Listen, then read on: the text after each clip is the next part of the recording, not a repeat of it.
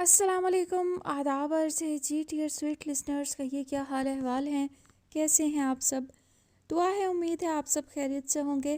الحمدللہ میں بھی بالکل خیریت سے ہوں، اور جناب ناول کی نیکسٹ ایپیسوڈ لے کر حاضر ہوں۔ ناول کا نام ہے میرا سارا زنگ اتار دو، مصنفہ ہیں افشاں آفریدی، قسط نمبر 34۔ آغا جان کی حالت 3 دن بہت مخدوش رہی، جس کے باعث سب گھر والے اشکبار سجدے میں گرے دعائیں کرتے رہے۔ اس کے بعد کہیں جا کر چوتھے دن انہیں کچھ سنبھالا ملا۔ گو کہ حالت اب بھی ایسی نہیں تھی کہ انہیں آئی سی یو سے کمرے میں شفٹ کیا جاتا، مگر پہلے کی نسبت بہت فرق تھا۔ پیشنٹ کی ہارٹ بیٹ اور بلڈ پریشر پچھلے 24 گھنٹوں سے کافی حد تک سٹیبل ہے، مگر احتیاط کی سخت ضرورت ہے۔ تاہم آپ لوگ ان سے مل سکتے ہیں۔ کارڈیولوجسٹ نے آغا جان کی رپورٹ ان کے سامنے رکھتے ہوئے خوشخبری سنائی، تاہم محتاط بھی کیا۔ البتہ انہیں ہر طرح کے سٹریس سے دور رکھیں، کوشش کریں کہ وہ خوش رہیں، اور جہاں تک ممکن ہو ان کی خواہشات کا احترام کریں۔ ایسے مریضوں پر بالخصوص ایسی کنڈیشن میں دوا اور غذا کے ساتھ ساتھ فیملی ممبرز کا حسن سلوک بہت گہرے اثرات مرتب کرتا ہے۔ باقی ڈائٹ کا خیال رکھنا ازحد ضروری ہے۔ ڈاکٹر نے پیشہ ورانہ ہدایات سے نوازنے کے ساتھ ساتھ آغا جان کے اعصاب کی حساسیت کے بارے میں بھی بتایا، تو وہ سب ایک دوسرے کے بعد زاویار انصاری کو دیکھنے لگے، جس کے اقرار و انکار سے جڑی آغا جان کی خوشی سے ہر شخص ہی واقف تھا۔ زاویہ نے اس لمحے کسی سے بھی نظر نہ ملاتے ہوئے اپنے کندھوں پر کوئی وزنی چٹان دھری محسوس کی تھی۔ اسے یکدم شدید گھٹن کا احساس ہوا تو وہ اٹھا اور ایکسکیوز می کہتا ہوا لمبے لمبے ڈگ بھرتا کمرہ چھوڑ کر آئی سی یو کی طرف چلا آیا۔ آج پورے 5 دن بعد آغا جان سے ملنے کی اجازت ملی تھی۔ وہ بے تاب سا اندر آیا تھا۔ آغا جان اس وقت سینے تک کمبل اوڑھے لیٹے ہوئے تھے۔ آخر ایسا کیوں ہوتا ہے کہ کسی کو کھو دینے کے ڈر سے یا کھو دینے کے بعد ہی ہمیں اس کی صحیح قدر محسوس ہوتی ہے؟ یہ بات ہم پہلے کیوں نہیں جان جاتے؟ وہ بیڈ کے پاس رکھی کرسی پر آ بیٹھا اور ان کا ہاتھ ہاتھوں میں لے لیا، مگر وہ گہری نیند سوتے رہے۔ جیسے در مکنون کو کھو دینے کے بعد اور آج آغا جان کو کھو دینے کے خوف نے مجھے بتایا کہ میرے لیے یہ دونوں ہستیاں کیا ہیں۔ اس نے گہری سانس کھینچی۔ عجیب طرح کی مماثلت ہے ان دونوں کے مابین۔ جس سال میں نے در مکنون کو کھویا، اسی سال آغا جان سے بھی دور ہوا۔ 3 سال بعد جب در مکنون کو دوبارہ دیکھا، تبھی آغا جان سے بھی دوبارہ ملنا ہوا۔ اور آج جب در مکنون مجھ سے دور جا رہی ہے، بلکہ جا چکی ہے، کیا آغا جان بھی؟ آغا جان اب بہت بہتر ہے زوی، حوصلہ رکھو۔ صنوبر پھوپھی نہ جانے کب اس کے پاس آ کھڑی ہوئی تھی۔ اس کے چہرے پر لکھے خوف کو گویا پڑھ لیا تھا انہوں نے۔ شفقت سے اس کا شانہ تھپ تھپا کر کہا تو وہ سر ہلا کر آغا جان کی بند آنکھوں کے پپوٹوں کو دیکھتے ہوئے دل ہی دل میں کچھ ورد کرنے لگا تھا۔ وقت کی تھال سے کچھ اور لمحوں کے سکے گرے اور یوں شادی میں صرف 1 دن رہ گیا۔ کل اس کا اور اکرما کا نکاح ہو جانا تھا۔ گویا دادی کے کمرے میں یہ اس کی آخری رات تھی۔ حسب معمول نیند آنکھوں سے کوسوں دور تھی، مگر دادی کی ہدایت پر وہ لیٹ گئی تھی۔ مہندی ایکسپرٹ نے ڈنر کے بعد اس کے ہاتھوں اور پیروں کو حسین بیل بوٹوں سے سجایا تھا، جس کے خشک ہوتے ہی دادی نے اسے آرام کرنے کی غرض سے لٹا دیا تھا۔ آنکھیں بند کیے وہ اپنے اندر اترتے سناٹے کو محسوس کر رہی تھی۔ گو کہ سدرا اور زوہا نے اسے بہت بہت چھیڑا تھا، گدگدایا تھا، مگر درون ذات ایک نہ ٹوٹنے والا سناٹا تھا جیسے۔ کل کیا ہوگا؟ وہ کس طرح اس نئے رشتے کو قبول کرے گی؟ کیوں کر نبھائے گی؟ اکرما کو کیسے فیس کرے گی؟ لاتعداد سوالات بگولوں کی مانند زمینیں دل پر چکرا رہے تھے۔ پھر ان کو سوچتے سوچتے وہ شاید غنودگی میں چلی گئی تھی کہ اچانک کسی کی باتوں کی آواز پر آنکھ کھل گئی۔ کمرے میں ملگا سا اندھیرا تھا۔ وہ دائیں جانب کروٹ لیے لیٹی تھی، تبھی اسے احساس ہوا کہ دادی اور مظفر انکل آپس میں بات کر رہے ہیں۔ ان کی دھیمی آوازیں جاگنے پر سماعت کا حصہ بنی۔ دعا کریں اماں کہ میرے بچے خوش رہیں۔ اب تو خوشی کے موقعوں سے بھی ڈر لگنے لگا ہے۔ مظفر صاحب کا لرزیدہ خدشوں اور واہموں سے پر لہجہ سنائی دیا۔ تم فکر مت کرو میرے بچے، اللہ سب اچھا کرے گا۔ اکرما بہت سمجھدار اور مہربان صفت ہے، وہ در مکنون کو سنبھال لے گا انشاءاللہ۔ دادی کا لہجہ یقین سے بھرپور تھا، دلداری سے بولی۔ آپ صحیح کہتی ہیں اماں، اکرما بہت نیک بچہ ہے، بس ڈر لگتا ہے کہ کہیں میرے فیصلے سے اسے نقصان نہ پہنچ جائے۔ دعا کریں اماں کہ در مکنون اسے خوش رکھ سکے، نہیں تو میں بھائی جان کی روح کے آگے شرمسار ہو جاؤں گا۔ میں جانتا ہوں کہ وہ اس قدر وفادار ہے کہ کبھی کچھ ظاہر نہیں کرے گا، مظفر صاحب ماں کے آگے بالکل بچہ بنے دل کھول کے بیٹھ گئے تھے۔ ایسا کچھ نہیں ہوگا مظفر بیٹا، تسلی رکھو۔ در مکنون بھی بہت سمجھدار اور معاملہ فہم ہے۔ اس نے خود اپنی رضا سے اکرمہ کے رشتے کو قبول کیا ہے۔ ہم میں سے کسی نے بھی اس پر دباؤ نہیں ڈالا۔ یہ فیصلہ محض تمہارا نہیں، در مکنون نے بذات خود سوچ سمجھ کر ہاں کی ہے۔ انہوں نے مظفر صاحب کو اطمینان دلایا۔ پھر ایسا کیوں ہے اماں کہ در مکنون مجھے بے چین لگتی ہے، جیسے وہ خوش نہیں ہے، گھبرائی ہوئی سی ہے۔ شادی سے پہلے ہر لڑکی اسی طرح فکر مند ہوتی ہے بیٹا۔ پھر صوفیہ اور زاہد میاں کی یادیں بھی تو ہیں جو اسے اداس کر دیتی ہیں۔ اس خوشی کے موقع پر وہ اسے کیسے کیسے نہ یاد آتے ہوں گے۔ دادی کی باتیں حقیقت پر مبنی تھیں۔ مظفر صاحب کو تسلی سی ہوئی۔ لڑکیاں بڑی حساس ہوتی ہیں، ایسے موقع پر انہیں ماں سے اپنے دل کی ہزاروں باتیں کرنی ہوتی ہیں، بہت سے خوف اور خدشے بتانے ہوتے ہیں، تسلی حاصل کرنی ہوتی ہے۔ مگر در مکنون سے یہ سکھ تو نصیب نے چھین لیا ہے۔ کیا کریں سوائے کف افسوس ملنے کے۔ دادی کے پرسوز لہجے پر در مکنون کا دل گداس ہونے لگا۔ بس آگے اللہ سے دعا ہے کہ وہ اسے ہزاروں لاکھوں کروڑوں خوشیوں سے نوازے۔ آمین۔ وہ خود بھی آپ دیدہ ہو گئی تھیں۔ ثم آمین۔ مظفر صاحب نے صدقے دل سے کہا تو در مکنون ان دونوں کی محبت اور خلوص پر جیسے پور پور بھیگ گئی۔ اسے اپنا روم روم ان دونوں کی محبت میں مقروض محسوس ہوا تو بے اختیار دل سجدہ شکر بجا لایا اور آنکھوں سے اشک بہہ نکلے۔ والدین کے نہ ہوتے ہوئے بھی اس کی فکر کرنے والے، اس کے لیے دعا کرنے والے کتنے لوگ تھے جن کے اخلاص پر اسے کوئی شبہ نہیں رہا تھا۔ جلتے دل پر جیسے کسی نے مرہم رکھ دیا تھا۔ ایک سکون سا رگوں پہ میں اترتا محسوس کرتے ہوئے اس نے آنکھیں موند لی تھیں۔ زوی بھائی، کل نکاح ہے در مکنون کا، پلیز مجھے لے چلیں کراچی۔ دیکھیں نا، اب تو آغا جان کی کنڈیشن بھی سٹیبل ہے، وہ پرائیویٹ روم میں شفٹ ہو گئے ہیں۔ اگر آپ پاپا سے اجازت مانگیں گے تو وہ منع نہیں کریں گے آپ کو۔ صرف چند گھنٹوں کی تو بات ہے، دوپہر کی فلائٹ سے چلیں گے اور رات کی فلائٹ سے واپسی۔ اینی پورا دن اس کے گرد طواف کرتی رہی تھی، اسے مناتی رہی تھی، اس بات سے بے خبر کہ اس کا دل لہو لہو ہو رہا تھا۔ یہ لمحے اس پر کس قدر گراں تھے۔ میرا جانا ممکن نہیں ہے اینی، میں آغا جان کو اس وقت چھوڑ کر نہیں جا سکتا۔ تم طارق سے بات کر لو، اگر وہ لے جانے کو تیار ہے تو میں اجازت لے دوں گا تمہیں۔ اس نے رسانیت سے سمجھایا تھا اسے، مگر وہ بھی زاویار کی ہی بہن تھی۔ بس جیسے ضد تھی کہ جائے گی تو زاویار کے ساتھ ہی جائے گی۔ ہرگز نہیں، میں آپ کے ساتھ ہی جاؤں گی۔ دوری آپ کی بھی تو اسٹوڈنٹ تھی زوی بھائی، اس کی زندگی کا اتنا اہم دن ہے، آپ کا بھی فرض بنتا ہے اسے دعائیں دیں، اس کی خوشی میں شامل ہوں۔ آخر کچھ تعلق تو آپ کا بھی رہا ہے اس سے۔ بالکل، میں 100% متفق ہوں تم سے اینی۔ اینی کے ضدی لہجے میں کہے گئے جملوں کی تائید شہرین نے کی تھی جو نہ جانے کب وہاں چلی آئی تھی۔ ٹیچر اسٹوڈنٹ کا تعلق تو بہت گہرا ہوتا ہے، دل سے بہت قریب، ذہن کے بہت نزدیک۔ کیوں زوی، صحیح کہا نا میں نے؟ شوخی بھرا انداز تھا اس کا۔ زاویار کو مخاطب کیا تو اس نے قہر آلود نظروں سے اسے گھورا۔ Just stay out of it Shehri. Shehrin نے ہونٹ دانتوں تلے دبا کر جیسے اپنی مسکراہٹ روکی۔ مگر زوی بھائی۔ Stop it any. اینی نے کچھ کہنا چاہا تھا کہ یکدم وہ غصے میں دہاڑا تھا۔ میں نے کہہ دیا کہ میں نہیں جاؤں گا، ڈو یو گیٹ دیٹ؟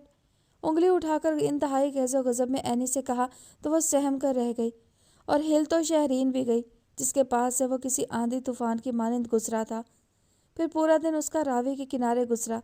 پانی میں ہر تھوڑی دیر بعد کنکر پھینکنے سے بننے والے گرداب کو دیکھتے ہوئے وہ خود سے لڑتا رہا تھا، پچھتاتا رہا، ٹوٹتا رہا، تھکتا رہا، اور شاید وہ یہی کرتا رہتا اگر شہریار صاحب کا میسج اسے ہوش نہ دلاتا۔ زوی، کہاں ہو تم؟ آغا جان کی طبیعت اچانک پھر خراب ہو گئی ہے، وہ کب سے تمہاری راہ دیکھ رہے ہیں، پریشان ہیں تمہارے لیے، جلدی آ جاؤ، وہ تمہیں بلا رہے ہیں۔ سورج ڈوب رہا تھا۔ اس پیغام کے ساتھ یکدم اس کا دل بھی ڈوبا تو وہ سب کچھ بھلا کر الٹے پاؤں بھاگ آیا۔ آغا جان کو اس وقت ICU میں شفٹ کیا جا چکا تھا۔ وہ پہنچا تو اسے اکیلے اندر جانے کی اجازت دی گئی۔ میں آ گیا ہوں آغا جان۔ وہ لپک کر ان کے بیڈ کی طرف آیا تھا۔ اس کی آواز پر انہوں نے نکہت بھرے انداز میں آنکھ کھولی اور پھر اسے دیکھ کر مسکرا دیے۔ میں تمہارا ہی انتظار کر رہا تھا زوی۔ انہوں نے اس کی طرف ہاتھ بڑھایا تھا جسے اس نے بعجلت تھام لیا۔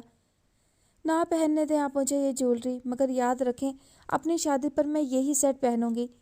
صوفیہ کی بیسٹ فرینڈ کی بیٹی کی شادی تھی۔ وہ ساڑی کے ساتھ کوئی خوبصورت سا سیٹ پہننا چاہ رہی تھی، اسی لیے زیور لاکر سے نکلوا کر لائی تھیں۔ ان کا جڑاؤ گلو بند بہت بھاری تھا، جس کے ساتھ حسین لمبے آویزے تھے جو کندھوں تک آتے تھے۔ در مکنون کی سالوں سے اس پر نظر تھی۔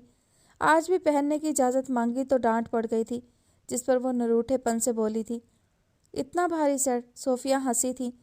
جی اتنا بھاری سیٹ، اس نے اسبات میں سر ہلاتے ہوئے قطعیت سے کہا تھا۔ جب تک تمہارا وقت آئے گا اور بھی حسین سے حسین ڈیزائن آ چکے ہوں گے مارکیٹ میں، تب تمہیں یہ بہت اولڈ فیشن لگے گا۔ ہرگز نہیں، یہ مجھے کبھی بھی پرانا نہیں لگے گا، اس نے ایک جذب سے آویزوں کے نگینوں پر انگلیاں پھیرتے ہوئے کہا تھا۔ انداز کچھ ایسا تھا کہ صوفیہ اپنی ہنسی نہ روک سکی تھی۔ توبہ ہے دوری، تم زیورات کی کس قدر شوقین ہو۔ تمہاری شادی تو مجھے کسی سنار سے کرنی پڑے گی۔ سنار سے کیوں؟ وہ ٹھٹکی تھی۔ شادی میں کروں گی کسی ایسے دل والے بندے سے جو میرے لیے زیورات کا ڈھیر لگا دے گا۔ آپ دیکھیے گا، اپنی شادی والے دن میرے پاس اتنی جولری ہوگی کہ میرے لیے یہ چوائس کرنا مشکل ہوگا کہ کیا پہنوں۔ اس نے للچائی ہوئی نظروں سے وائٹ گولڈ کے بریسلٹ کو دیکھتے ہوئے کچھ ایسے تیکن سے کہا کہ صوفیہ دل ہی دل میں انشاءاللہ کہہ کر مسکرا دی تھی۔ چلو ٹھیک ہے، پھر اس دن میں بھی اپنی ساری جولری تمہیں دے دوں گی۔ جولری باکس بند کرتے ہوئے انہوں نے دوستانہ انداز میں کہا تو اس نے تشکیک بھری نظروں سے انہیں دیکھا۔ سوچ لیں، مکر تو نہ جائیں گی؟ وہ گویا وعدہ لینے پر تلی تھی۔ نہیں، بالکل نہیں مکروں گی، یہ سب کچھ تمہیں دے دوں گی، اپنے لیے بھی کچھ نہ رکھوں گی۔ صوفیہ نے مسکراہٹ دبا کر گویا یقین دلایا تھا۔ وہ چشمے تصور سے گزرا وقت دیکھ رہی تھی۔ ماما کہاں ہیں آپ؟ بے آواز آنسو اس کے رخساروں پر پھسلنے لگے تھے۔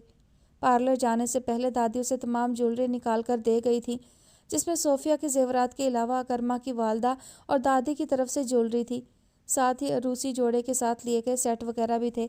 اسے خود انتخاب کرنا تھا۔ سچ کہا تھا آپ نے تو اپنے لیے واقعی کچھ بھی نہیں رکھا۔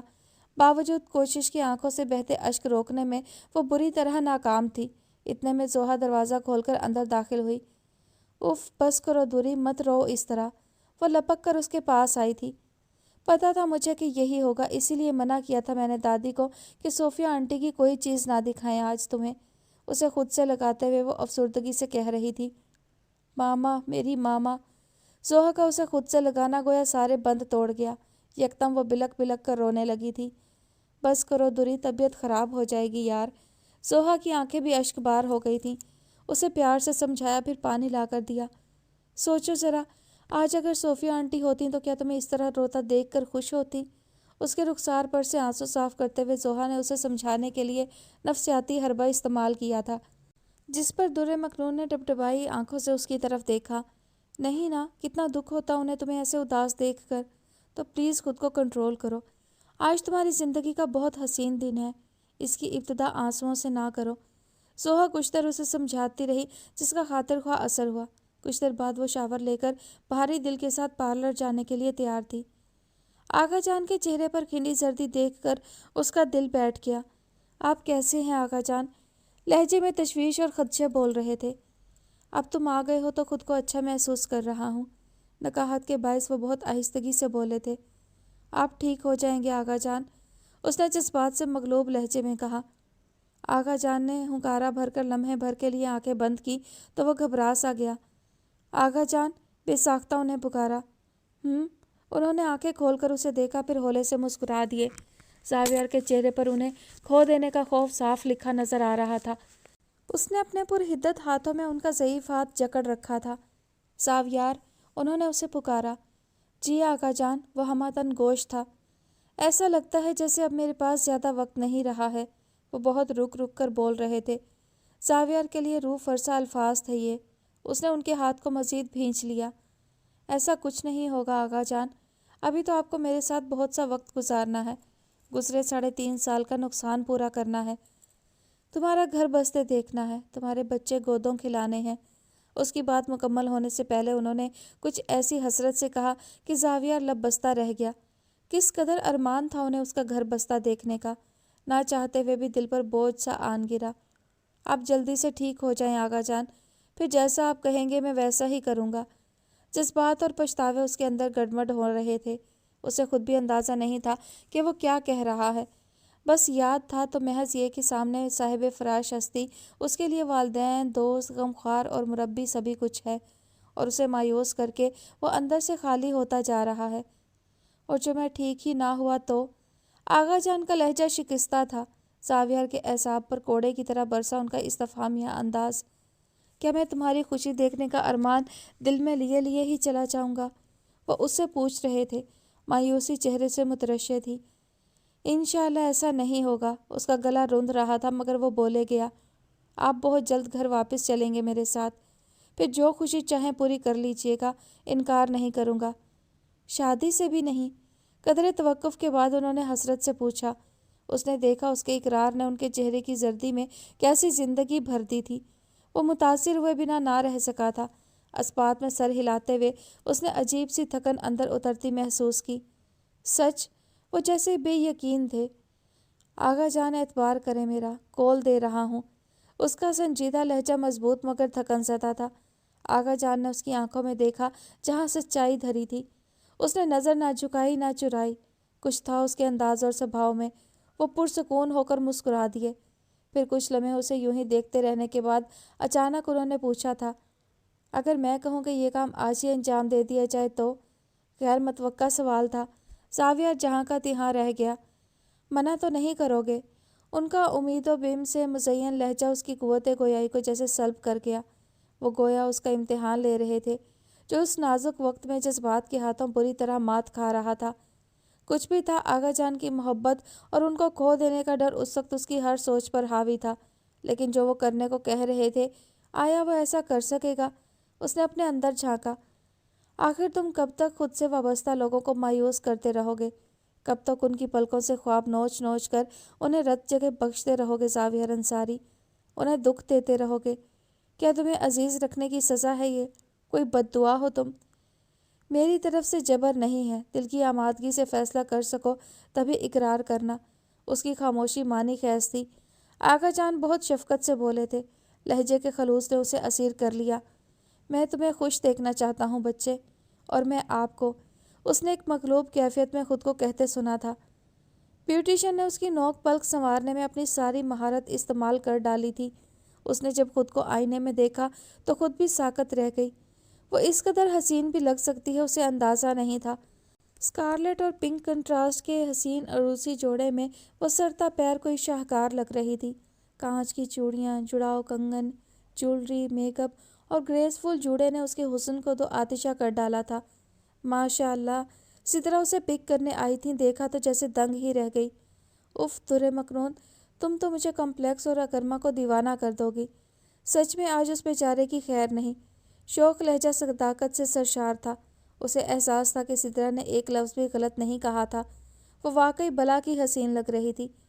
ایک اس حسین چہرے کے علاوہ اور میرے پاس ہے بھی کیا؟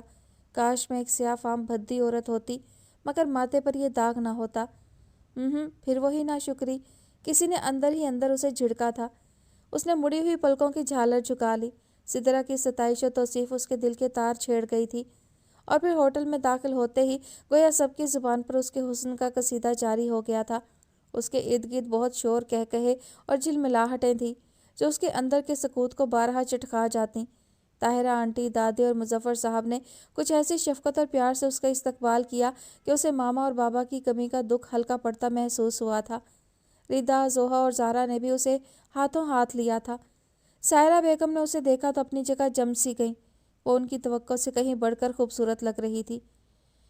دوری، یو آر لکنگ گارجیس۔ سچ میں نے آج تک اتنی حسین برائڈ نہیں دیکھی۔ اکرما کتنا لکی ہے، فارینہ صاف گوئی سے بے ساختہ کہہ گئی تھی، جس پر وہ بری طرح جھینپی۔ پھر سب اسے چھیڑتے رہے اور وہ نچلا ہونٹ دانتوں تلے دبائے سب کو سنے گئی۔ تاہم اس رنگ و نور، شور و ہنگامے اور خوشی و انبساط نے اس کے دل پر چائے سناٹے پر ضرب نہیں لگائی تھی۔ مگر جس وقت نکاح نامے پر دستخط کرنے کے لیے قلم اس کے حنائی ہاتھ میں تھمایا گیا اور کیا تمہیں قبول ہے کا سوال کیا گیا، اس کے اندر کی خاموشی ایک چھناکے سے ٹوٹی۔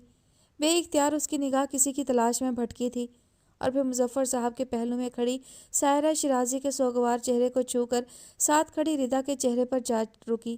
کم آن دوری، سے یس۔ ردا اسے اس طرح اپنی جانب گمسم نظروں سے دیکھتا پا کر یوں ہی مسکرا دی، پھر ہولے سے اشارتاً کہا، قبول ہے درِ مکنون بیٹا۔ طاہرہ اس کے پاس بیٹھی تھیں، حلاوت سے بولیں تو اس نے چونک کر انہیں دیکھا، پھر نظر مظفر صاحب کی طرف اٹھی۔ کیا آپ کو قبول ہے؟ نکاح خواہ کے ایک بار پھر سوال کرنے پر اس کا دل چاہا دہاڑے مار مار کر رونا شروع کر دے اور کہے کہ وہ قبول کیے جانے کے لائق نہیں ہے، مگر سامنے کھڑے شیرازی انکل نے اسے ایسا کچھ بھی نہ کہنے دیا۔ بلا ارادہ اور بے ساختہ اس کا سر اسبات میں ہلا تھا۔ اس نے دیکھا مظفر صاحب کا چہرہ جیسے خوشی اور مسرت سے جگمگا اٹھا تھا۔ انہوں نے اسے محبت پاش نظروں سے دیکھا تو اسے اپنے سارے دکھ ماند پڑتے محسوس ہوئے۔ ایجاب و قبول کے بعد اس کے دستخط کرتے ہی کمرے میں شور سا اٹھ کھڑا ہوا۔ زوی نے ہاں کہہ دی۔ یہ خبر نہیں، مزدہ جاں فضا تھا گویا۔ انصاری خاندان کا ہر شخص اس خبر سے متاثر ہوا۔ کیا واقعی؟ ہر کوئی اپنی جگہ حیران تھا۔ صنوبر بیگم نے میمونہ بیگم کے حواس باختہ چہرے کو دیکھ کر مسرت سے لبریز لہجے میں کہا تو ساتھ بیٹھی شہرین نے بے یقینی سے ان کی جانب نگاہ اٹھائی۔ ماں اور خالہ کے چہروں سے خوشی پھوٹے پڑ رہی تھی۔ اس نے اپنے ارد گرد نظر دوڑائی مگر متلاشی نظریں زاویار کو ڈھونڈنے میں ناکام رہیں۔ مگر یہ معجزہ ہوا کیسے؟ وہ تو سو جان سے انکاری تھا۔ مسز شہریار نے نخوت سے سوال کیا تو صنوبر کے چہرے پر ناگواری اتر آئی۔ انکاری نہیں تھا وہ، بس کیریئر بنانے کے لیے کچھ وقت درکار تھا اسے، مگر اب آقا جان کی حالت اور صحت کے پیش نظر اس نے اپنے فیصلے کو تبدیل کر لیا ہے۔ صنوبر اور زاویار کا دفاع نہ کرتی یہ ممکن نہیں تھا۔ جواباً بیگم شہریار محض طنز سے مسکراتی کمرہ چھوڑ گئی تھی۔ مبارک ہو شہری آپی۔ عینی بے ساختہ اس کے کندھے سے آ لگی تو وہ جیسے ہوش میں آئی۔ اس کے ارد گرد سب چہرے خوشی سے معمور تھے۔ اس نے مدد طلب نظروں سے ماں کی طرف دیکھا مگر ان کی آنکھیں بھی مسرت سے لبریز نظر آئیں۔ ان کی تو دلی مراد برائی تھی۔ مما مجھے آپ سے کچھ بات کرنی ہے۔ انہوں نے اسے اپنے کندھے سے لگایا تو اس نے گہری سانس بھر کر ان کے کان میں سرگوشی کی۔ کیا ہوا میری جان؟ میمونہ بیگم نے پیار سے اس کا ماتھا چوم لیا تھا۔ پلیز میرے ساتھ کمرے میں چلیں۔ اس کا لہجہ پست اور آواز مدھم تھی۔ مگر پلیز مما۔ اس کے ملتجی اصرار بھرے انداز پر میمونہ بیگم کو اس کے ساتھ آنا ہی پڑا۔ یہ سب کیا ہے مما؟ اپنے پیچھے دروازہ بند کرتے وہ تڑپ کر سوالیہ ہو گئی تھی۔ کیا مطلب کیا ہے بیٹا؟ میں سمجھی نہیں۔ میمونہ نے اسے حیرت سے دیکھا تھا۔ یہ سب جو آپ نے اور میں نے ابھی سنا ہے کہ زوی راضی ہو گیا ہے۔ ہاں الحمدللہ، اللہ نے یہ وقت دکھایا، ہم جتنا شکر کریں کم ہے۔ آغا جان کو کتنا ارمان ہے زوی اور تمہاری شادی کا، شکر ہے کہ وہ راضی ہو گیا ہے۔ میمونہ خوشی سے پھولے نہیں سما رہی تھی۔ تو کیا محض زوی کے راضی ہونے سے شادی ہو جائے گی ہماری؟ ماں کے خاموش ہونے پر اس نے یکدم تڑک کر سوال داغ دیا تھا۔ کیا میری مرضی کی کوئی اہمیت نہیں، کوئی ضرورت نہیں؟ کیا کوئی مجھ سے نہیں پوچھے گا کہ میں راضی ہوں یا نہیں؟ اس کا سوال لمحے بھر کے لیے میمونہ بیگم کو لاجواب کر گیا۔ کیا میں کوئی بھیڑ بکری ہوں کہ جو مجھے ساتھ لے جانے پر راضی ہو گیا اس کے ہاتھ میں میری رسی تھما دی جائے گی؟ کیا لڑکی کی کوئی مرضی کوئی رضا نہیں ہوتی؟ آغا جان نے زوی سے پوچھا کہ وہ کیا چاہتا ہے، لیکن میں، کہ مجھ سے کوئی نہیں پوچھے گا؟ ایسی بات نہیں بیٹا۔ میمونہ در حقیقت بری طرح گڑبڑا گئی تھی۔ زاویار کے انکار اور اب اقرار نے جیسے اس طرف دھیان دینے ہی نہیں دیا۔ یوں بھی ان کے خاندان میں یہ تمام فیصلے آج تک آغا جان نے ہی کیے تھے، اور مرضی معلوم کرنے کی رسم خاص طور پر لڑکیوں کے لیے ابھی ان کے ہاں رواج نہیں پا سکی تھی۔ تو پھر یہ سب کیا ہے؟ کیا آپ نہیں جانتی کہ زوی مجھ سے شادی کے لیے کبھی بھی راضی نہیں تھا، اور اب وہ یہ سب آغا جان کی خاطر کر رہا ہے؟ ایسا نہیں ہے بیٹا، زوی تم سے نہیں، شادی سے انکاری تھا۔ وہ کراچی رہ کر اپنا آپ منوانا چاہتا تھا۔ آغا جان سے ناراضی کی وجہ سے اپنے آپ کو انتقاماً ان سے دور رکھ کر یہ ثابت کرنا چاہتا تھا کہ وہ ان کے بغیر بھی جی سکتا ہے، زندگی میں آگے بڑھ سکتا ہے۔ میمونہ نرمی سے دفاعی انداز اختیار کر گئی تھی۔ تمہارے لیے بھی محض اسی لیے انکاری تھا وہ کہ تم آغا جان کی چوائس ہو۔ تو اب کیا ہو گیا ہے مما؟ میں آغا جان کی چوائس تو اب بھی ہونا۔ ہاں مگر اب آغا جان اور زوی کے بیچ کی ناراضگی ختم ہو چکی ہے۔ کیا تم نہیں جانتی یہ بات؟ میں تو بہت کچھ جانتی ہوں مما، مگر کاش آپ سے یہ کہہ سکتی۔ ہونٹ کاٹتے ہوئے وہ بلا ارادہ سوچنے لگی تھی۔ دیکھو تم ریلیکس رہو، شاید یہ سب اچانک ہو گیا ہے اس لیے تم نروس ہو رہی ہو۔ ہر لڑکی ایسے وقت میں تذبذب کا شکار ہو جاتی ہے۔ It's natural. تم فی الحال کمرے میں آرام کرو، میں آغا جان سے ملنے ہاسپٹل جا رہی ہوں، وہیں جا کر سب تفصیل معلوم ہوگی۔ چلو شاباش، پریشان مت ہو۔ انہوں نے اسے کسی چھوٹے بچے کی طرح پچکارا تھا۔ وہ حیرت سے ماں کی شکل دیکھتی رہ گئی اور وہ اپنے پیچھے دروازہ بند کرتی اسے تنہا چھوڑ گئی۔ قاضی صاحب کے ڈریسنگ روم سے باہر نکلتے ہی کتنے لوگ ان کی تقلید میں باہر کی جانب قدم بڑھا گئے تھے۔ چلو بھائی، باقی سب بھی باہر نکلو، ذرا دیر خالہ بھانجی بھی آپس میں کچھ کہہ سن لیں۔ سائرہ بیگم نے چہرے پر مسکراہٹ سجاتے ہوئے کہا تو باقی سب متبسم سے باہر نکل گئے۔ مبارک ہو تمہیں در مکنون، بہت مبارک ہو۔ دروازہ بند کر کے اس کے قریب بیٹھتے ہی انہوں نے اسے گلے سے لگا لیا تھا۔ کوئی حیرت سی حیرت تھی۔ در مکنون جو اس وقت یوں بھی حواس باختہ تھی، گھبرائی گھبرائی سے ان کے کندھے سے جا لگی تھی۔ بالآخر تم نے ثابت کر ہی دیا کہ تم صوفیہ زاہد کی بیٹی ہو، اس صوفیہ کی جس نے آج سے کئی سال پہلے میرے حق پر ڈاکہ مارا تھا۔ اگلے لمحے انہوں نے ایک جھٹکے سے اسے خود سے علیحدہ کیا۔ ان کے لمس میں بھی گویا غصہ تھا، تپش تھی۔ وہ پھٹی پھٹی آنکھوں سے انہیں دیکھنے لگی۔ جس نے میرا گھر بسنے سے پہلے ہی اجاڑ دیا تھا، اور اس کی ماں نے میری ماں کا گھر، اور آج تم نے بھی وہی راہ اپنائی۔ ان کی مدھم آواز والا آتشیں لہجہ اس کی سماعتیں جلا رہا تھا گویا۔ وہ بے یقینی کی کیفیت میں انہیں تکتی جا رہی تھی۔ کم از کم تمہیں تو ایسا نہیں کرنا چاہیے تھا۔ جس گھرانے نے، جس خالہ نے تمہیں پناہ دی، اس کی بیٹی کا حق مار گئی تم۔ صحیح کہا کسی نے، اصل سے خطا نہیں اور کم نسل سے وفا نہیں۔ خون تو آخر بولے گا نا۔ مگر Mimi, shut up, just shut up. تمہیں اچھی طرح پتہ چل چکا تھا کہ میں ردا اور اکرما کی شادی کرانا چاہتی تھی، پھر بھی تم نے اکرما کو اس شادی سے نہ روکا، حالانکہ مٹھی میں کر رکھا ہے اسے۔ ماں بھی بالکل ایسی ہی تھی تمہاری، نہ شکل نہ صورت، مگر مردوں کا وہ مٹھی میں کرنا خوب آتا تھا اسے۔ تو تم بھلا کیسے پیچھے رہتی؟ کئی دن بعد ایک بار پھر سائرہ بیگم کا تنفر الفاظ کا لبادہ اوڑھے اسے خاکستر کیے دے رہا تھا۔ دروازے پر نوک ہوا تھا یکدم۔ مگر ایک بات یاد رکھنا در مکنون، میں ردا کی شادی اکرما سے کرا کے رہوں گی، چاہے اس کے لیے مجھے کچھ ہی کیوں نہ کرنا پڑے۔ یک لخت اس کے پاس سے اٹھتے ہوئے انہوں نے گویا سیسا اس کے کانوں میں پگھلایا تھا، اور وہ محض ڈبڈبائی آنکھوں سے انہیں دیکھتی رہ گئی تھی۔ بہت بہت مبارک ہو میری جان۔ دادی جان اندر داخل ہوئی تھی۔ باہر نکاح کی رسم مکمل ہو گئی تھی۔ ان کے گلے لگتے ہی اس نے اپنے سارے آنسو پلکیں جھپک جھپک کر پینے کی کوشش کی۔ اللہ خوش و آباد رکھے، میرے اکرما کی زندگی میں بہار ہی بہار آ جائے تمہارے دم سے۔ دادی کے ارمان لفظوں میں ڈھل رہے تھے، اور وہ سہمی سہمی سی سوچے جا رہی تھی، کیسے آئے گی بہار ان کی زندگی میں بھلا کیا دے سکوں گی انہیں؟ اور پھر میمی، کتنا مایوس کیا میں نے انہیں۔ آخر میری ذات ہمیشہ ان کے لیے باعث تکلیف ہی کیوں ہے یا اللہ؟ اسے اپنی سانس رکتی سی لگی۔ کاش میں یہ سب ہونے سے روک پاتی۔ ایک بار کوشش کی بھی تھی میں نے، مگر تیرے حکم کے آگے کس کی چلی ہے؟ نچلا ہونٹ دانتوں تلے دبائے وہ پچھتاووں کا شکار ہونے لگی تھی۔ آج زندگی کے اہم ترین دن پر جب اسے خوش ہونا تھا، جب اسے اس نئے رشتے کو نبھانے کے عہد کرنے تھے، تو خود سے وہ نہ جانے کیا کیا سوچے جا رہی تھی۔ زوی، کیوں کر رہے ہو تم یہ سب؟ آخر کیوں؟ اقرار چچا نے اسے انصاری ہاؤس آرام کرنے اور فریش ہونے کے لیے بھیجا تھا۔ ابھی وہ شاور لے کر نکلا ہی تھا کہ شہرین دستک دے کر اندر چلی آئی تھی۔ اس نے کچھ دیر پہلے ہی آسماں سے بات کی تھی۔ جہاں وہ بیٹے کے لیے خوش تھی، وہیں بیٹے کے نکاح کی اس پرمسرت اور اہم موقع پر وہاں موجود نہ ہونے کا بہت دکھ ہوا ان کو، اور افسوس تو زاویار کو بھی تھا۔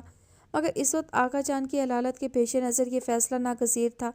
اس نے ماں کو سمجھایا تو وہ خاموش ہو رہیں۔ اس کی پریشانی کا اندازہ تھا ان کو، وہ اسے مزید پریشان نہ کر سکی۔ اوکے بیٹا، خوش و آباد رہو، میری ساری دعائیں تمہارے ساتھ ہیں۔ آسماں کے لہجے میں ملال تھا جسے محسوس کر کے اسے دل پہ پڑا بوجھ اور بھی گراں لگا، مگر وہ مجبور تھا۔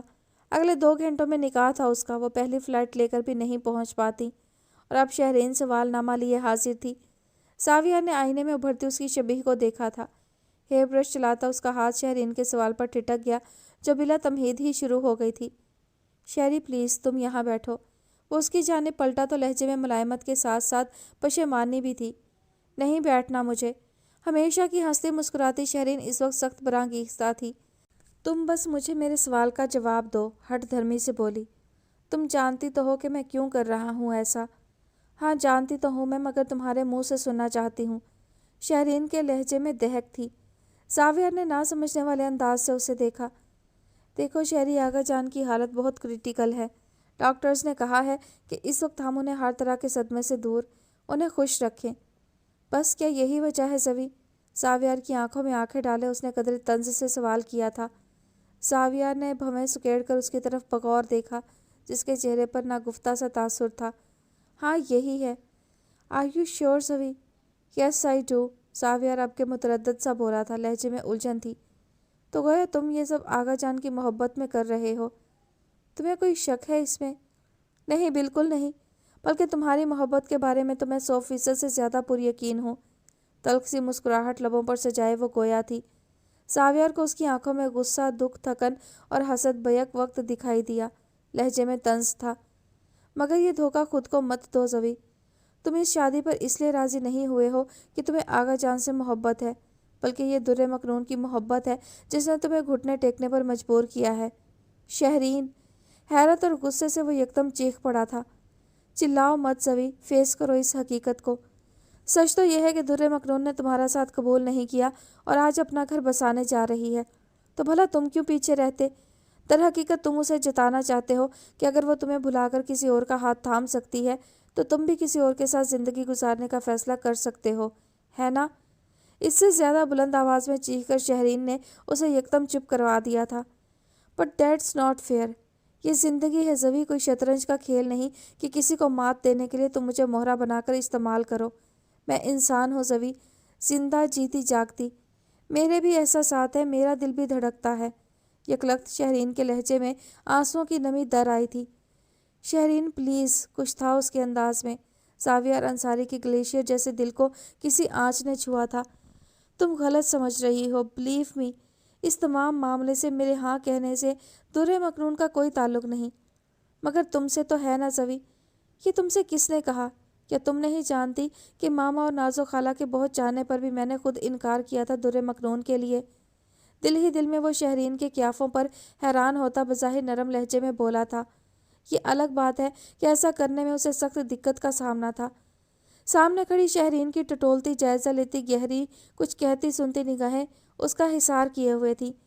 جانتی ہوں، وہ پست لہجے میں بولی تھی، لہجہ کچھ سوچتا ہوا تھا۔ تو پھر تم ان واہمات کو جھٹک دو شہری۔ اس وقت آغا جان کو ہماری ضرورت ہے۔ اس کے پرسوچ لہجے پر قدرے اطمینان کا سانس لیتے ہوئے زاویہ نے اس کے دھیان کا رخ پھیرنے کی کوشش کی۔ یہ آغا جان کی زندگی اور موت کا سوال ہے شہری۔ تو کیا آغا جان کی زندگی کی خاطر مجھے قربان کر دیا جائے؟ کیا یہ چاہتے ہو تم؟ سب جانتے ہیں کہ تم میرے ساتھ زندگی گزارنا نہ پہلے چاہتے تھے اور نہ اب چاہتے ہو۔ محض آغا جان کی خاطر یہ گلے پڑا ڈھول کتنے دن بجاؤ گے زوی؟ میں تمہیں پسند نہیں ہوں۔ شہرین نے صاف گوئی سے استفسار کیا تو وہ جھنجھلا سا گیا۔ تمہیں کیا الہام ہوا ہے کہ میں تم کو پسند نہیں کرتا؟ یا میں نے کبھی ایسا کہا؟ ایسی باتیں کہیں سنی نہیں جاتی زوی۔ ایک لڑکی اپنے اوپر پڑنے والی ہر نگاہ کو پہچانتی ہے۔ در مکنون تمہاری زندگی میں ہوتی نہ ہوتی، میں آغا جان کی چوائس ہوتی نہ ہوتی، تم مجھے کبھی نہ چنتے۔ تو کیا یہ ضروری ہے کہ ہم اپنا لائف پارٹنر خود چنیں؟ صدیوں سے یہ کام ہمارے بزرگ کرتے آ رہے ہیں۔ ارینج میرج کرنا کوئی گناہ تو نہیں؟ ہاں، گناہ نہیں ہے، مگر یہ ارینج میرج نہیں، فورس میرج ہے۔ تم ایک بار پھر غلط ہو شہری۔ مجھے کسی نے فورس نہیں کیا۔ آغا جان نے فیصلہ مجھ پر چھوڑا تھا۔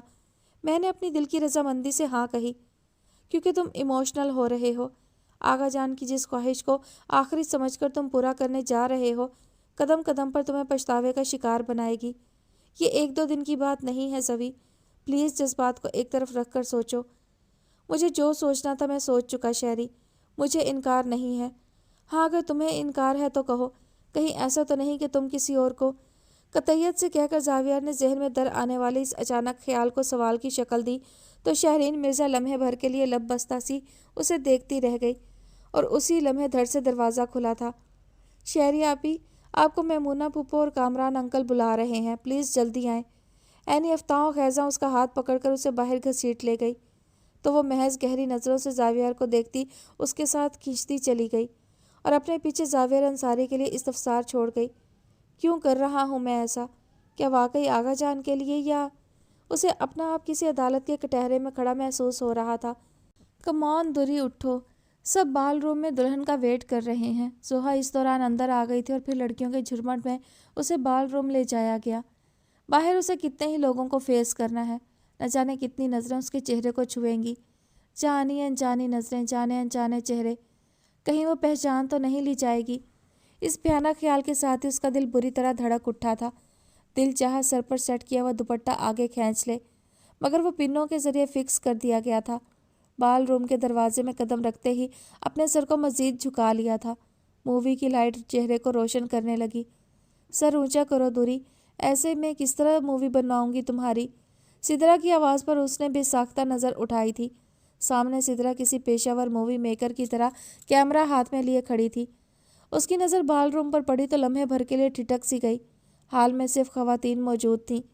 بائیں جانب بنے پارٹیشن کی وجہ سے مرد حضرات نظروں سے اوجھل تھے۔ اس نے اپنے تنے ہوئے اعصاب کو یکدم پرسکون محسوس کیا۔ ریلیکس ہو جاؤ دوری، اکرما نے تمہارے مزاج کے مطابق یہ سارے انتظامات کروائے ہیں، مگر ہارڈ ٹائم دیا ہے اسے آج کچھ لوگوں نے۔ ہمارے کچھ ریلیٹیوز واپس چلے گئے ہیں، انہیں پارٹیشن کروانا بالکل اچھا نہیں لگا۔ اس کے شرارے کو تھامتے ہوئے اسے چلنے میں مدد دیتی زوہا نے اس کے کان میں سرگوشی کی تو جہاں وہ خوش ہوئی وہی مہمانوں کے لوٹ جانے کا سن کر اسے دلی افسوس ہوا۔ ڈونٹ وری، سب ٹھیک ہو جائے گا، تم بس یہ دیکھو کہ تمہارے لیے تمہارے سرتاج دنیا سے لڑ سکتے ہیں۔ دوسری جانب ریتا تھی، مسکرا کر اسے چھیڑا تو وہ بے ساختہ نظر چرا گئی۔ اسے ریتا سے نظر ملاتے ہوئے شدید دقت کا سامنا تھا۔ اسٹیج پر تو گویا ساری ینگ پارٹی جمع تھی۔ اکرما بلیک شیروانی اور میرون کلا میں بہت مختلف اور وجیح لگ رہا تھا۔ یہ ڈریس دادی کی فرمائش پر سلوایا تھا اس نے۔ درِ مکنون کی نگاہ اسٹیج کی سیڑھی پر قدم رکھتے ہوئے ایک لمحے کو اس کی طرف اٹھی تھی جو اس کے استقبال کے لیے اٹھ کر 2 قدم آگے آیا تھا، اور جب اوپر آنے کے لیے اس نے درِ مکنون کی طرف ہاتھ بڑھایا تو وہ سٹ پٹا گئی۔ کم آن دری، اب موصوف شوہر ہیں تمہارے، ہاتھ دو اپنا اسے۔ سترہ مووی بناتے ہوئے اسے چھیڑنے سے باز نہیں آئی تھی۔ سترہ کے اس فکرے پر بقیہ لڑکیوں نے وہ شور ڈالا کہ اس نے اپنی طرف بڑھے اکرما کے ہاتھ کو تھامنے میں ہی عافیت جانی، اور ٹھیک اس لمحے ایک چپتی ہوئی ماندانہ نگاہ نے اس کی توجہ اپنی جانب مبذول کروائی تھی۔ لاشعوری طور پر اس کی نظر اسٹیج کی ایک جانب کھڑی سائرہ بیگم کی طرف اٹھی تو یوں لگا جیسے کوئی برف اس کے اندر اتری ہو۔ اس نگاہ میں غصہ بھی تھا اور بے بسی بھی، دکھ بھی تھا اور شکست بھی۔ درِ مکنون کو اپنے دل پر منو ٹنو وزنی بوجھ دھرتا محسوس ہوا۔ آخر میں کیوں ہمیشہ میمی خالہ کے لیے دکھ کا باعث بنتی ہوں؟ کیا میں انہیں کوئی خوشی نہیں دے سکتی؟ اس کے گرد شور بپا تھا، ہنسی مذاق، چھیڑ چھاڑ، معنی خیز جملے، پرخلوص مسکراہٹیں، مگر اسے تو جیسے کچھ سنائی نہیں دے رہا تھا۔ جو خوشی انہیں تم سے چاہیے ہے درِ مکنون، وہ کتنے ہی لوگوں کو ناخوش کر کے دینی ہوگی۔ تمہیں اس دنیا میں ملنے والے اس واحد رشتے سے، اس محرم مرد سے دستبردار ہونا ہوگا۔ کیا کر سکو گی تم ایسا؟ سوال تھا کہ گرم پانی کا چھینٹا۔ اس نے ساتھ بیٹھے اکرما کی طرف دیکھا جو ابھی بھی اس کا ہاتھ تھامے ہوئے تھا۔ بیٹھ گئی ہے وہ، اب تو اس کا ہاتھ چھوڑ دو اکرما۔ زوہا کی شوخی عروج پر تھی، لہجہ متبسم تھا۔ یہ ہاتھ چھوڑنے کے لیے تو نہیں تھاما ہے ڈیئر کزن۔ اسے اپنے ٹھنڈے یک ہاتھ پر اکرما کی انگلیوں کی گرفت کا بے ساختہ احساس ہوا تھا۔ گھبرا کر اپنا ہاتھ کھینچا تھا اس نے۔ سامنے کھڑی سائرہ بیگم کی آتشی نظریں اسے جھلسائے دے رہی تھیں۔ اس کی کیفیت یوں تھی جیسے چوری کرتے پکڑی گئی ہو۔ پشیمانی سے چہرہ سرخ پڑ گیا تھا، مگر حرکت کچھ ایسی بے ساختہ تھی کہ سب کے کہکہے ایک ساتھ ابھرے تھے۔ لو جی، انہوں نے تو ابھی سے چھڑا لیا، اور آپ زندگی بھر کی بات کر رہے تھے اکرما بھائی۔ آج ریتا بھی شوق ہو رہی تھی۔ درِ مکنون نے چور نظروں سے ریتا کے چہرے کو کھوجا تھا۔ زندگی بھر کے ساتھ کے لیے ہاتھ کا ہاتھ میں ہونا نہیں، دل کا دل سے جڑنا اہم ہوتا ہے بیٹا جی۔ طاہرہ آنٹی اس دوران نزدیک آ گئی تھیں۔ گہرے لہجے میں جواب دے کر اکرما کی جان خلاصی کرائی تو سب بے ساختہ ہنس پڑے۔ فوٹوگرافی کے لیے سترہ کی ایک کزن آئی ہوئی تھی جو آج کل پروفیشنل فوٹوگرافی سیکھ رہی تھی۔ اس کے کہنے سے رش کو کم کیا گیا اور پھر گروپس کی شکل میں تصویریں بننا شروع ہوئیں۔ Is every thing okay? شریر ٹولہ ایک طرف ہٹا تو اسے اکرما کی مدھم آواز میں کیا گیا سوال سنائی دیا۔ جواباً وہ محض سر جھکا کر رہ گئی۔ پھر مووی کی چکا چوند اور کیمروں کی کلک کی آوازوں نے اسے مزید کچھ سوچنے نہ دیا۔ زوہا اور سترہ کی ہدایات پر عمل کرتی وہ چہرے پر مسکراہٹ سجانے کی بھرپور کوشش کرتے کرتے بالآخر تھکنے لگی تو اکرما کو ہی اس پر رحم آیا۔ بس کریں بھابھی، بہت بن گئی مووی اور سنیپس، پلیز اب ریلیکس ہونے دیں۔ اس کی نظروں نے درِ مکنون کے چہرے پر لکھی تھکن پڑھ لی تھی۔ اوکے گائز، اب بریک کرتے ہیں۔ سترہ نے فی الحال کیمرہ آف کیا۔ اس دوران کھانا سرو کر دیا گیا تھا۔ اکرما اٹھ کر جینٹس کی طرف چلا گیا تو سب کے سب اس کے گرد آ بیٹھے اور اب سیلفیز کا دور چلا۔ درِ مکنون گہری سانس بھر کر رہ گئی۔ اچھے گھرانوں کی بیٹیاں والدین کی فرما بردار ہوتی ہیں۔ وہ جانتی ہیں کہ ان کے ماں باپ جو بھی فیصلے کرتے ہیں اس میں ان کی بہتری ہوتی ہے۔ کامران مرزا کی عدالت میں میمونہ بیگم اسے تنہا چھوڑ گئی تھی۔ باپ بیٹی کے درمیان ہمیشہ وہی پل کا کام دیتی، لیکن آج انہوں نے ہری جھنڈی دکھا دی تھی۔ شہرین انہیں ڈبڈبائی آنکھوں سے جاتا دیکھتی رہ گئی، مگر باپ کے آگے بولنے کی جسارت نہ کر سکی۔ اور اب جبکہ وہ بغیر کسی تمہید کے سٹارٹ لے چکے تھے، وہ لب بستہ سی بیٹھی انہیں سن رہی تھی۔ تمہاری اور زاویار کی شادی ماموں جان کا خواب ہے۔ ہمیں بھی اس فیصلے پر کوئی اعتراض نہیں ہوا کیونکہ یہ وہ اعتماد ہے جو ہمیں ہمارے بزرگ پر ہے۔ زاویہ بہت ہونہار اور شریف لڑکا ہے، ویل ایجوکیٹڈ اور ویل مینرڈ۔ شکل و صورت اور شخصیت میں اس کے جوڑ کا کوئی نہیں خاندان میں۔ اس جیسا تو پوری دنیا میں کوئی نہیں پاپا، مگر وہ چاند کی مانند ہے جس کے پیچھے بھاگتے بھاگتے ایک دن میں چکور کی طرح اپنے پر توڑ بیٹھوں گی۔ اور سب سے بڑھ کر انصاری خاندان میں اس کی جو حیثیت ہے وہ کسی سے چھپی ہوئی نہیں۔ اس کی بیوی کو بھی وہی اہمیت ملے گی۔ کسی بھی لڑکی کے لیے ایسا پارٹنر ملنا گویا حفظ اقلیم کی دولت ملنے کے مترادف ہے۔ کرنل کامران بیٹی کے جھکے ہوئے سر کو دیکھتے ہوئے کہے جا رہے تھے، لہٰذا اس پرپوزل کی طرف سے ہمیں کوئی فکر نہیں تھی، اور شاید یہی وجہ ہے کہ تم سے اس لیے بھی نہیں پوچھا کہ زاویہ تمہارا دیکھا بھالا ہے، تم بچپن کے ساتھی ہو۔ ان کا انداز دو ٹوک تھا، مگر تمہاری ماما سے پتہ چلا تمہیں ہمارے اس رویے سے شکایت ہوئی ہے، حالانکہ میں نہیں سمجھتا تھا کہ تم اس طرح سوچتی ہوگی۔ ان کے حیرت کا اظہار کرنے پر وہ شرمندہ ہو گئی۔ اینی وے بیٹا، اب میں تم سے پوچھنے آیا ہوں، سوچ کر جواب دو۔ میں تمہیں نہ ایموشنل بلیک میل کروں گا نہ فورس۔ اگر تم دل سے راضی نہیں تو ابھی وقت ہے، منع کر سکتی ہو۔ اس کے سر پر دست شفقت رکھتے ہوئے وہ اس سے پوچھ رہے تھے، آغا جان کی خواہش زاویہ کی شادی کرنا ہے، اور اگر اس کے لیے تم راضی نہیں تو پھر اقرار یا ابرار کی بیٹیوں میں سے کسی اور کے لیے بات کر لوں گا میں۔ ٹھک کر کے کوئی پتھر لگا تھا شیشہ دل پر۔ کامران صاحب کی بات پر اس نے تڑپ کر سر اٹھایا تھا۔ تمہیں خود پر جبر کرنے کی ضرورت نہیں۔ یہ الگ بات کہ اس رشتے میں تمہاری ماں کی اور میری دلی خوشی بھی شامل ہے۔ پنجرے کا دروازہ کھول کر اس کے پر کتر دیے گئے تھے۔ سارے اختیار اسے سونپ کر بھی اسے پابند کر دیا گیا۔ اسے اپنی خوشی پوری کرنے کی آزادی دے کر بھی اپنی خواہش کی زنجیر سے باندھ لیا گیا۔ اس نے بلا ارادہ باپ کی طرف دیکھا تھا۔ اسے لگا وہ ان کا مان کبھی نہیں توڑ سکے گی، نہ اپنے دل کی اس ارمان سے دستبردار ہو سکے گی۔ بولو بیٹا، تمہارا جو بھی فیصلہ ہے ہمیں منظور ہے۔ اس کی خاموشی پر وہ استفسار کر رہے تھے۔ اس کی اٹھی نظر جھک گئی۔ کیا تمہاری اس خاموشی کو میں تمہاری رضامندی سمجھوں بیٹا؟ کچھ دیر کمرے میں چپ کی چادر تنی رہی، جسے کامران صاحب کی آواز نے توڑا۔ یہ تو طے ہے شہرین مرزا کہ تم کسی اور کے ساتھ کبھی خوش نہیں رہ سکو گی، تو پھر زوی کے ساتھ رہ کر ناخوش ہونا ہی بہتر ہے۔ یہ ایسی نارسائی ہے جس میں کم از کم جدائی تو نہیں ہوگی۔ دل نے چپکے سے مشورہ دیا تھا۔ کامران صاحب کے استفسار پر اس کا سر مزید جھک گیا۔ دل پر غلبہ پاتی باپ کی محبت نے اس کی زبان تالو سے جا لگائی تھی۔ کامران صاحب اس کے سر جھکانے پر بردباری سے مسکرا دیے۔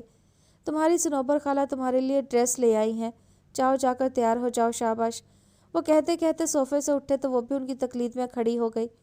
خوش رہو، آباد رہو۔ اس کے سر کو شفقت سے تھپکتے وہ اسے دعائیں دیتے کمرے سے نکلے ہی تھے کہ اینی اور شیبہ وغیرہ نے یکدم دھاوا بول دیا تھا اندر۔ سب کی رکی سانسیں جیسے بحال ہوئی تھیں۔ اسے احساس ہوا کہ اس کی ہاں میں کتنے دلوں کی رضا چھپی تھی۔ کانگریٹس شیری آپی، you are such a sweetheart. Annie اس کے گلے میں آ لٹکی تھی۔ اینی کے پیچھے میمونہ اور صنوبر بیگم بھی اندر داخل ہوئیں تو وہ ماں اور خالہ کی مسکراہٹوں پر بلا ارادہ نظروں کا زاویہ بدل گئی۔ دل کی دھڑکن عجیب سی سستی کا شکار محسوس ہو رہی تھی۔ تھوڑی دیر میں اس کے آگے بھی کھانا لا کر رکھا گیا تو اکرمہ کو بلوا لیا گیا۔ اس کے ساتھ بیٹھ کر کھانا کھانے کے خیال سے ہی ہولا گئی۔ ایک تو بھوک نہیں تھی، اس پر میک اپ اور جولری نے گویا جکڑ رکھا تھا اسے۔ اکرمہ اس کے ساتھ آ کر بیٹھا تو در مکنون نے دیکھا اس نے کلا اتار دیا تھا اور اب وہ خاصا ریلیکس نظر آ رہا تھا، اور ابھی پلیٹ اٹھا ہی رہا تھا کہ اس کا سیل بج اٹھا۔ ذرا دیر وہ کسی سے خوش گپیوں میں مصروف رہا اور اگلے لمحے اس نے موبائل اس کی جانب بڑھایا تھا۔ اینی ہیں، آپ کو وش کرنا چاہ رہی ہیں، اس نے رسانیت سے کہا تو در مکنون کے چہرے پر خوف کی پرچھائیاں اتر آئیں۔ ڈونٹ وری، اینی ہی ہیں، پلیز بات کریں۔ سیل فون کو میوٹ کرتے ہوئے اس نے سرگوشی کرتے ہوئے یقین دلایا تو در مکنون کو سیل فون پکڑنا ہی پڑا تھا۔ السلام علیکم اینی۔ اس کی مری مری آواز گواہ تھی کہ اس کے دل میں بہت خدشے تھے۔ وعلیکم السلام دوری، بہت بہت بلکہ بہت ہی بہت مبارک ہو میری پیاری سی دوست۔ اینی کی چہکتی آواز نے اس کے اعصاب پر خوشگوار اثر ڈالا تھا۔ اکرمہ نے اسے درس نظروں سے دیکھا جس کا چہرہ پرسکون تھا۔ آج کا دن بہت خوبصورت ہے دوری، مجھے معلوم ہے کہ تم میرے نہ آنے پر افسردہ ہوگی، مگر میں کسی طور تمہاری طرف نہیں آ سکتی تھی، اور معلوم ہے کہ کیوں۔ اینی حسب سابق نان سٹاپ شروع ہو چکی تھی۔ آج زوی بھائی کی شادی ہے دوری، شیری آپی کے ساتھ۔ اس اچانک خبر نے ایک سیکنڈ کے لیے اس کے دل کی دھڑکن کو منتشر کیا۔ آغا جان ICU میں ہیں، ان کی خواہش تھی کہ زوی بھائی اور شیری آپی کی شادی وہ اپنی آنکھوں سے ہوتا دیکھیں، تو بس آج گھنٹے کے نوٹس پر نکاح منعقد کیا جا رہا ہے۔ اگلے 2 گھنٹوں میں قاضی صاحب پہنچنے والے ہیں۔ उफ तुरी, मैं तुम्हें क्या बताऊँ मैं किस कदर खुश हूँ। मगर यार हल्ला गुल्ला तो कुछ हो ही नहीं सका। बस जल्दी जल्दी में खोला आपी की शादी के लिए जो कपड़े बनाए हैं वो पहन रहे हैं हम सब, जबकि आपी के लिए बाजार से रेडीमेड शरारा सूट ले आई हैं सनोबर पुप्पी। ऐनी की खुशी और उसकी फिक्रात हमेशा की तरह वैसी ही थी। दुर्रे मखनून ने गहरी सांस भरी। बहुत मुबारक हो तुम्हें ऐनी। शहरी आपी को भी मेरी जानिब से बहुत मुबारकबाद देना।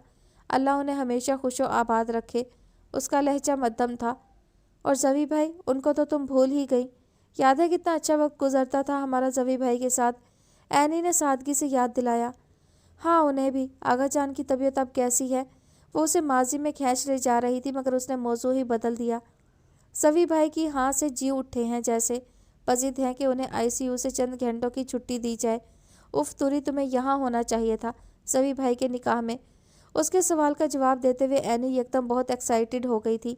उसके आखिरी फिक्रे पर उसने चंद सेकंड के लिए लब दांतों तले दबा लिए। मेरा निकाह हो गया है ऐनी। और फिर जब बोली तो लहजे में कुछ जताने का आंसर वाज़ेह था। साथ बैठे अकरमा ने कदरे चौंक कर उसे देखा था, जिसकी निगाहें खला में किसी को खोज रही थी जैसे। आई एम सॉरी दुरी, मेरा मतलब था जवी भाई के निकाह की तकरीब है। बहरहाल ये कितना अजीब इत्तेफाक है ना दुरी। मैंने कभी सोचा भी नहीं था कि तुम दोनों की शादियां एक ही दिन होंगी। अल्लाह तुम दोनों को सुखी रखे। वो ऐने ही क्या जो शर्मिंदा हो जाए। हल्का सा कहकहा लगाकर उसने अपनी तस्दीक की और फिर एक दो बातें करके अल्लाह हाफिज़ कह दिया। उसने चंद गहरी गहरी सांसें लीं और फ़ोन अकरमा की तरफ बढ़ा दिया। अकरमा ने उसे बनज़रे गायर देखा और फिर उसकी जानिब प्लेट बढ़ा दी। चले खाना शुरू करें दुर्रे मखनून। दुर्रे मखनून ने चौंक कर प्लेट की तरफ देखा, जिसमें ग्रिल्ड फिश और बिरयानी थी। पाउले हो गए हो क्या अकरमा? इतना खाना नहीं खा सकेगी ये। इसका हुलिया देखा है तुमने? इस दौरान जोहा उनके पास चली आई थी। दुर्रे मखनून की मुश्किल उसने आसान की। खाना नहीं खाएंगी तो दवा कैसे लेंगी? खुदा के लिए अकरमा, आज शादी है उसकी, ले लेगी दवा भी। जोहा ने उसे घूरकर दूसरी प्लेट में थोड़ी सी ग्रिल्ड फिश निकाली और कांटे की मदद से खिलाने लगी। दादी की फरमाइश पर उसे नथ पहनाई गई थी, जिसकी वजह से खाना खाना एक मार्का ही था, जिसे उसने चुटकी से पकड़ रखा था। उसे महसूस हुआ उसकी नाक दर्द कर रही थी। बस मुझे दर्द हो रहा है आपी, आहिस्तगी से कहकर उसने नथ को छोड़ दिया था।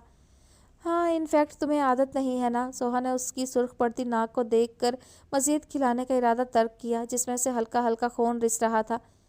अकरमा प्लीज़ ज़रा टिश्यू तो पकड़ाना। सोहा के कहने पर अकरमा की तवज्जो भी इस जानिब मबजूल हुई, जो साथ बैठे मोइस और माज से हम कलाम था। क्या हुआ इन्हें? कुछ नहीं, बस ज़रा ये नोज़ रिंग थोड़ी हैवी है, इसलिए खून निकल रहा है। जोहा टिश्यू से खून जज्ब कर रही थी। दुर्रे मखनून ने तकलीफ़ के बायस आंखें बंद कर ली थीं। तो ज़रूरत क्या है ऐसी ज्वेलरी पहनने की जो तकलीफ़ दे हो? अकरमा के माथे पर शिकन दर आई थी। मिस्टर, आज शादी है दुरे की। दादी की फरमाइश थी कि इसे रिवायती अंदाज से संवारा जाए। यूँ भी रोज़ रोज़ तो नहीं आता ना ये मौका, लिहाजा नथ पहनना ज़रूरी था। और अभी तो वलीमे पर भी पहनना है एक बार और। कोई ज़रूरी नहीं है ये सब करना दुर्रे मखनून, मुझे इस रिंग के बगैर भी कबूल हैं। वो एकदम भोला था, लहजे में तफक्कुर था और खफकी भी। दुर्रे मखनून के लिए उसका ये फिक्रा किसी भारी बोझ से कम ना था। वहाँ मौजूद सायरा शिराजी की निगाहों से निकलती नफरत भरी शुआएं उसे झुलसा रही थीं, जबकि जोहा का शौक कहकहा कर्मा को झेपने पर मजबूर कर गया था। शिराजी विलास की दहलीज पर कदम धरते हुए उसे बहुत से ख्यालात ने घेर लिया था। आज से 3.5 साल पहले वो बहुत मखदूश हालत में यहाँ लाई गई थी। किसी पत्थर से भी बेमोल उसका वजूद एक जिंदा लाश की मानिंद था। गुजरे बरसों में इस घर के मकीनों ने उसे महज रोटी, कपड़ा और मकान जैसी बुनियादी ज़रूरियात ही फराहम ना की थी, बल्कि इज़्ज़त, मोहब्बत और एतमाद की दौलत भी दोनों हाथों से लुटाई थी उस पर। और उनकी आला ज़रफ़ी महज यहाँ पर आकर ही ख़त्म नहीं हो गई थी, बल्कि आज उन्होंने उसे इस घर का मुस्तकिल मकीन भी बना लिया था। चंद घंटे पहले जब वो यहाँ से निकली थी, उस वक्त के एहसासात इस लम्हे किस कदर बदल चुके थे। यही घर था, यही दरो दीवार थे और यही मकीन थे शिराजी विलास के, मगर अब उसका रिश्ता बदल चुका था। निकाह के चंद बोलों ने उसकी हैसियत ही बदल कर रख दी थी। सारा, रिदा और जोहा उसके गिर्द मौजूद थी, जबकि अकरमा, वली और अथर के साथ उसकी तकलीद में अंदर दाखिल हुआ था। सामने दादी, ताहिरा आंटी और चेहरे पर नागवारी के तासुरात लिए सायरा उसके इस्तकबाल के लिए खड़ी थी। उबैद, मुजफ्फर साहब, सैफ और साद भी लाउंज में मौजूद थे। फारीना और कुछ और मेहमान खवातीन उसके अंदर दाखिल होते ही आगे बढ़ आई थीं। दादी के कहने पर उसे लाउंज में लाकर बिठाया गया। अकरमा के पहलू में बैठते हुए वो सायरा बेगम की चुभती हुई, काटती हुई निगाहों के बायस शदीद अजियत का शिकार थी। बार बार रिदा के चेहरे को देखती और अफसुर्दा हो जाती। काफ़ी देर हल्ला गुल्ला और खुशगपियों का दौर चला। इस दौरान अकरमा के याद दिलाने पर दुर्रे मखनून को ज़बरदस्ती खाना खिलाया गया। थोड़ा सा खा लो दुरी, नहीं तो अकरमा यहीं सबके सामने क्लास लगाने से गुरेज नहीं करेगा। पहले मौसूफ महज तुम्हारे उस्ताद मोहतरम थे और अब शोहरे नामदार का ओहदा भी मिल गया है इन्हें। हुक्म चलाने का कानूनी इख्तियार है अब हजरत के हाथ में। जोया, तुम मेरी मिसिस को बहकाने की कोशिश मत करो, मैं सब सुन रहा हूँ। बज़ाहिर वली से बातों में मसरूफ़ वो इस कदर गाफिल भी नहीं था। तो सुन लो, मैं डरती हूँ तुमसे, क्या दुर्रे मखनून समझ रखा है मुझे? जोहा ने शौकी से जवाब दिया था। उसने बमुश्किल चंद लुक़मे खाए और फिर हाथ खींच लिया। चलो बेटा, अब दुर्रे मखनून को कमरे में ले जाओ, बहुत थकी हुई है ये। वो गायब दिमागी से बैठी सबकी खुशगपियाँ सुन रही थी। अकरमा सबकी शौकियों की जद पे था। वली के लुक में भी महफिल को ज़ाफ़राने ज़ार कर रहे थे कि दादी ने हुक्म दे डाला। दुर्रे मखनून ने घबरा कर ताहिरा आंटी की तरफ देखा था, जो उससे नज़र मिलने पर मुस्कुरा दी थी। डोंट वरी दुरी, अकरमा बहुत अच्छा इंसान है, तुम इससे कभी कोई तकलीफ़ नहीं पहुँचेगी। ताहिरा उसके करीब आकर सरगोशी में बोली तो उसकी आंखें नम होने लगीं। वो तुम्हें हमेशा खुश रखेगा इंशाअल्लाह। हमेशा? क्या ये रिश्ता हमेशा कायम रहेगा? उसने खुद से सवाल किया था। दुर्रे मखनून, ख्याल रखना ज़रा, दवा ले लेना अपनी, कहीं ऐसा ना हो कि अचानक आज फिर कोई फिट्स पड़ जाए तुम्हें। ताहिरा ने बहुत मेहनत की है तुम्हारे इलाज पर, कहीं उसे मिट्टी में ना मिला देना। इससे पहले कि वो ऊपर ले जाई जाती, सायरा बेगम नज़दीक चली आई थी। बज़ाहिर लगावट और फिक्रमंदी से कहती, दर हकीकत वो उसे ज़िल्लत की अथाह गहराई में उतार गई थी। उसने अपने माथे पर पसीने की बूंदें उभरती महसूस की।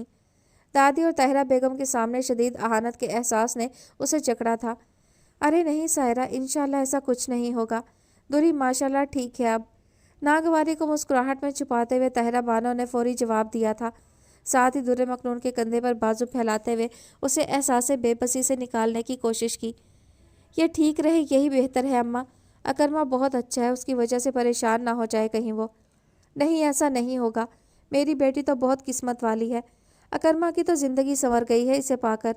दादी ने भी अपनी रंजीदगी पर मतानत की रिदा डाली। अल्लाह करे ऐसा ही हो। सायरा के अंदाज में फुनकार थी, जैसे लहजा तंजिया था। चलो ना, तुम लोग यहाँ क्यों रुक गई हो जोहा? सिदरा ने कैमरा ऑन करके हाँक लगाई तो जोहा और रिदा उसे साथ लिए ऊपर चली आईं। दुर्रे मखनून के कदम मन मन भर के हो रहे थे। सायरा के अल्फाज के तीर उसे छलनी कर गए। एहसास कमतरी ने उसे मुकम्मल तौर पर जकड़ लिया था। मुस्तकबिल और खुद से वाबस्ता उसकी हर उम्मीद जैसे थपक थपक कर सुला दी गई थी।